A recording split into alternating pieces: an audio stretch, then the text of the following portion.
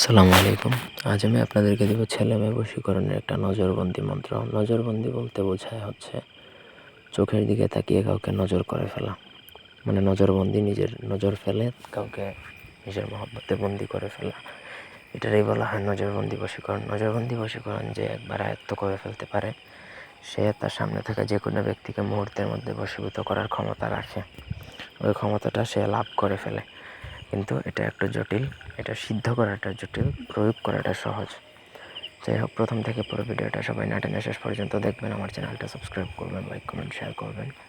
ব্যক্তিগত যে কোনো প্রয়োজন বা যে কোনো কাজের জন্য স্ক্রিনে দেওয়া নম্বরে সরাসরি ফোনে বা হোয়াটসঅ্যাপে যোগাযোগ করে যে কোনো কাজ করাতে পারবেন।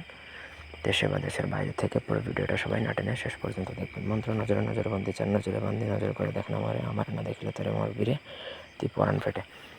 এই হচ্ছে মন্ত্র। গুরুর অনুমতি সাপেক্ষে আগে অনুমতি নেবেন, তারপর গুরুচণ্ডালী গুরুকে প্রদান করে এই মন্ত্র 153 বার শ্মশানে বসে উলঙ্গ হয়ে যদি আপনি জপ করেন, তখন এটা সিদ্ধ হবে। এটা অমাবস্যার রাতে আপনাকে একা নির্জনে সিদ্ধ করে নিতে হবে, তারপরে এটা কার্যকর হবে।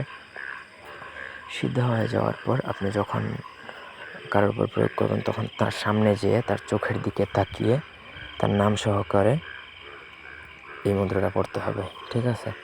মন্ত্র পড়ে তার চোখের দিকে আস্তে করে একটা ফু দিতে হবে। এমন না যে এটা দূর থেকে দিলেও হবে, জাস্ট একটা ফু দিবেন। ওই ফুটা অটোমেটিক্যালি চালানোর মতো হয় তার শরীরে যে লাগবে।